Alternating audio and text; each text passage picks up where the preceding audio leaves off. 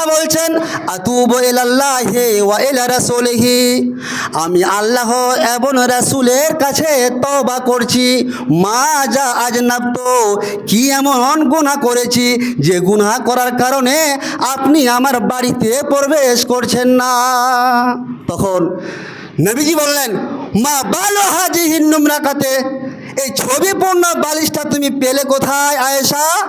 আয়েশা বলছেন ইস্তারাই তোহা লাকা লিতাকউদা আলাইহা ওয়া তাওয়াসসাদাহা জান্নাহা ইস্তারাত নুমরাকাতান ফিহা তামাসিল।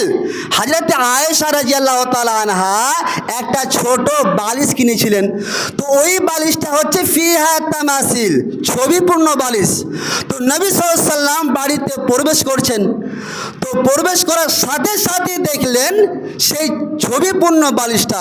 দেখার পরে পরে কামা আলাল বাব, দরজায় দাঁড়িয়ে গেলেন। ফালাম ইয়াদখুলহু, বাড়িতে প্রবেশ করছেন না। আয়েশা বলছেন ফারাফতু ফি ওয়াজহিল কারাহিয়া, নবীজির মুখের দিকে তাকালাম তো নবীজি রেগে রয়েছেন, একবার রাগান্বিত রয়েছেন। কেন? ছবিপূর্ণ বালিশ দেখে। তো হযরত আয়েশা বলছেন আতুবু ইলাল্লাহি ওয়া ইলা রাসূলিহি, আমি আল্লাহ এবং রাসূলের কাছে তওবা করছি। মা যা আজনাবতু, কি এমন গুনাহ করেছি যে গুনাহ করার কারণে আপনি আমার বাড়িতে প্রবেশ করছেন না। তখন নবীজি বললেন মা বালু হাজিহিন নুমরাকাতে, এই ছবিপূর্ণ বালিশটা তুমি পেলে কোথায় আয়েশা? আয়েশা বলছেন ইস্তারাই তোহা লাকা লিতাকউদা আলাইহা ওয়া তাওয়াসসাদাহা, এই ছবিপূর্ণ বালিশটা আমি আপনার জন্যই কিনেছি, যাতে করে আপনি হিলান দিয়ে কোনো সময় আরাম করবেন। আপনার জন্য এই ছবিপূর্ণ বালিশটা আমি কিনেছি, যাতে করে লিতাকউদা আলাইহা ওয়া তাওয়াসসাদাহা, আপনি হিলান দিয়ে বসে থাকেন। তখন নবীজি বললেন আয়েশা, তুমি এমন বড় কাজ করেছো, এমন গুনার কাজ করেছো, শুনো এই ছবিপূর্ণ বালিশ রাখার কারণে তিনটে ভয়াবহ আল্লাহ রাব্বুল আলামিন শাস্তি দেবেন। কি?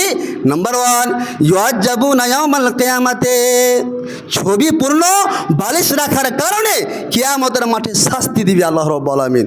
2 নম্বর বলা হবে আহইউ মা খালাকতুম, ছবিপূর্ণ বালিশ ক্রয় করেছিলে, গ্রহণ করেছিলে, চিত্র অঙ্কন করেছিলে, এতে আত্মা দান করে দাও। নাম্বার 3, লা তাদখুলুল মালায়েকাতু, ছবিপূর্ণ বালিশ রাখার কারণে রহমতের ফেরেশতা বাড়িতে প্রবেশ করবে না।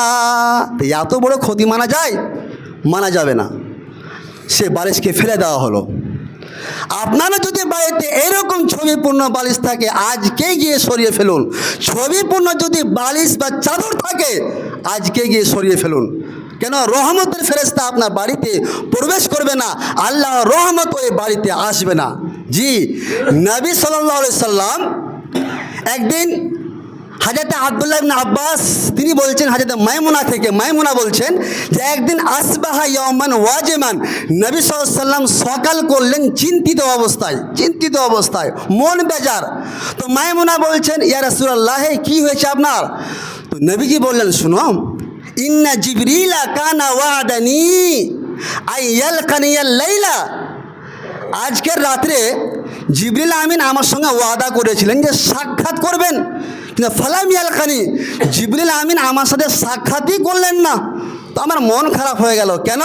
যে জিবরিল আমিন আমার সঙ্গে ওয়াদা করেন আর ওয়াদা খেলাফ করেন, এরকম হয় না। তারপরে নবীজির ওই বাড়িতে একটা কুকুর ছানা ছিল, সে কুকুর ছানার কথা মনে চলে আসলো। নবীজি বললেন একে সরিয়ে দাও, একে হটানো হোক। সে কুকুর ছানাটাকে সরিয়ে দেওয়া হলো এবং যেখানে কুকুর ছানাটা ছিল সেখানে নবীজি নিজে পানি নিয়ে গিয়ে ছিটিয়ে দিলেন। ছিটিয়ে দেওয়ার সাথে সাথে বিকালের টাইমে জিবরিল আমিন উপস্থিত। জিবরিল আমিনকে বললেন ইয়া জিবরিল, কি ব্যাপার? আপনি আমার সাথে ওয়াদা করেছিলেন রাত্রে দেখা করবেন, কিন্তু আপনি দেখা করলেন না কেন? তখন জিবরিল আমিন বললেন লা নাদখুলু বাইতান ফিহি কালবুন ওয়ালা সূরা, হে নবী শুনো, যে বাড়িতে কুকুর থাকে, ছবিপূর্ণ পুতুল ছবি মূর্তি থাকে, সে বাড়িতে আমরা প্রবেশ করি না। যে কি বুঝতে পারলেন?